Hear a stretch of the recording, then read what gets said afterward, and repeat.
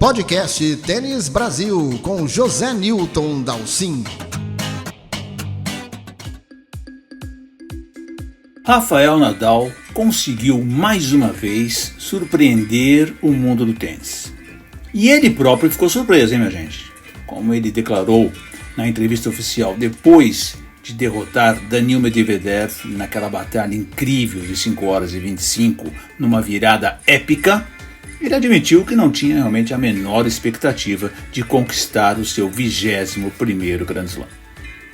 Foi realmente um feito notável, deu tudo certo para o Nadal, vamos lá considerar isso. O Zverev caiu antes, o Djokovic não jogou, os dois estavam na sua chave e seriam certamente um grande problema para o Nadal, porém ele ainda tem todos os méritos do mundo, ganhou de jogadores muito mais jovens que ele, Shapovalov, Berrettini, o próprio Medvedev, jogadores que estão em ótima forma, em ritmo de circuito, enquanto ele, com todo esse tempo parado, né, desde julho do ano passado, muito pouca competição, né, ele conseguiu só se preparar ali em Melbourne, naquele torneio menor ali um pouco antes, e ainda teve questão da Covid, que atrapalhou a preparação.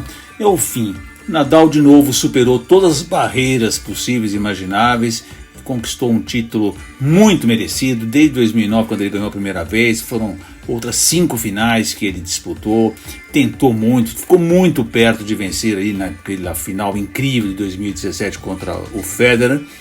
E mais importante de tudo, e até respondendo muita gente que está me questionando sobre isso, o Nadal agora definitivamente tem que entrar na discussão sobre quem é o melhor de todos os tempos. Todo mundo sabe, obviamente, que o Nadal ele nunca conseguiu superar o Federer na questão de títulos de Grand Slam, ele sempre ficou atrás do Federer, o Djokovic acabou ultrapassando por ele, o Nadal também não teve tantas semanas na liderança nem quanto o Federer, nem como o Djokovic inclusive passou todo mundo, né, passou todos eles, o Nadal nunca ganhou o Finals, então havia uma série de ingredientes ali que sempre deixaram o Nadal ali em segundo plano em relação ao Federer, e depois, quando o Djokovic cresceu demais, acabou também deixando o Nadal para trás ali nessa discussão. Agora, ao superar a barreira dos 20, né, ultrapassando os seus principais concorrentes, num piso em que não é o seu predileto, nas condições que ele tem com 35 anos de idade, e olha, Roland Garros aí batendo as portas, quem é que agora vai tirar o favoritismo de Nadal em Roland Garros? Acho que nenhum maluco faria isso, né? Então, sim, Nadal tem todo o direito, e seus torcedores também, de colocar e discutir aí até que ponto o Nadal poderia ser considerado aí agora, ou muito em breve, o melhor de todos. Também me perguntaram aqui qual é a chance do Nadal assumir a liderança do ranking. Olha, gente, claro, a curto prazo isso é bem pouco viável, o Nadal ainda está bem atrás tanto do Djokovic como do Medvedev, estão ali 4, 5 mil pontos atrás, é muito difícil ele fazer isso a curto prazo. Ele, mesmo indo para o Saibro, ele tem que defender pontos, por exemplo, em Roma e Barcelona, que ele ganhou ano passado, e foi semi de Roland Garros, não são resultados ruins. Claro que ele pode melhorar o que ele fez em Monte Carlo, por exemplo.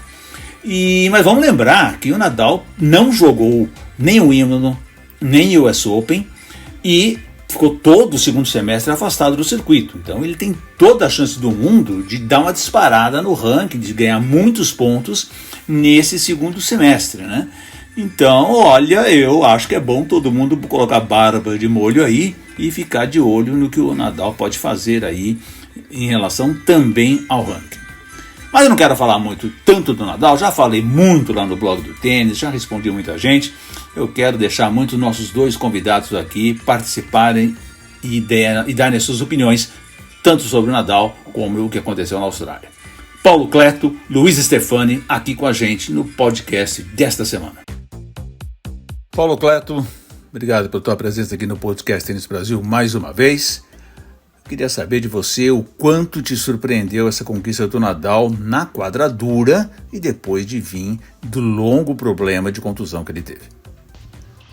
Olá, Dalcin e leitores e ouvintes da Tênis Brasil.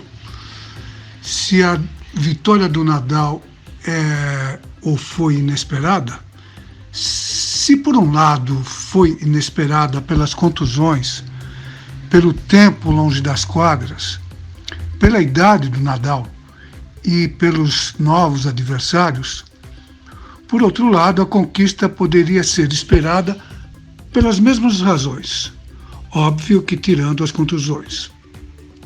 O tempo longe das quadras deixa os tenistas sem ritmo, mas os deixa rejuvenescidos e cheios de tesão para competir. E como dizia o psicólogo Roberto Freire, sem tesão não há solução. Os novos adversários, que são quem poderiam destronar os Big Three, ainda vacilam na hora H. Eles não levam como seria de esperar. Todos ainda têm muito respeito e confiança de menos contra os cachorrões, especialmente nos momentos importantes. A idade sempre pesa. 35 anos, o Nadal não é mais jovem, mas, por outro lado, traz a importante experiência que foi determinante na final de ontem. São 29 finais de Grand Slam do Rafael Nadal. É muita quilometragem contra a pouca quilometragem em comparação dos mais novos, inclusive o Medvedev. Ontem isso ficou bem claro. Se o russo mantivesse o padrão, levava, mas sentiu e o espanhol soube melhor como proceder na hora da onça beber água. 2-0 e 0,40 no saque do adversário vai tirar o sono do Danil por um tempo. Ou seja, inesperado, mas nem tanto. E como eu sempre disse, não se aposta R$1 contra o Nadal. O homem é diferenciado em muitos aspectos, dentro e fora da quadra, e faz um bem danado para o tênis e seus fãs. A gente não conversou sobre a questão de Djokovic no tempo apropriado, Paulo, mas eu ainda queria saber de você como é que você avaliou tudo o que aconteceu com o Djokovic em relação ao Australia Open. E olha que era o grande favorito, obviamente, ao título do torneio, e aí acabou ficando de fora. Como é que você viu toda a confusão Djokovic? Falar sobre Djokovic na mesma frase que Aberto da Austrália, vacina e Covid, se tornou uma história desagradável e já velha. Eu acredito que cada indivíduo tem o direito, sim, a ter a sua opinião sobre tudo. E isso não pode, não deve ser negado ao Sérvio. Mas para quem, como eu, foi apresentado a Sócrates ainda em Filosofia 1, aos 18 anos de idade, e a sua decisão sobre o peso da coletividade sobre a individualidade, fica difícil em ficar ao lado de Djokovic nesse assunto, como posso dizer também em outros. Ele, como todos os estrangeiros, é um convidado na Austrália e deveria obedecer às regras da casa sem tentar burlá-las ou mesmo ajeitá-las. Se quer do jeito dele, que fique por onde querem desse jeito. Ficou bem ruim para ele, querendo se impor sobre os australianos, que estavam todos cumprindo as regras locais, e os outros tenistas que também tiveram que cumprir e que discretamente chiaram. Como ficou ruim também para o governo australiano, que deixou o assunto chegar onde nunca deveria ter chegado. Quanto ao Djoko, não precisa chegar ao extremo de tomar um copo de cicuta, mas vai ter que entender que o mundo, apesar de terem horas que eu juro que talvez seja assim, as falsidades ainda não reinam impunes. Um abraço para todos, Paulo Cleto.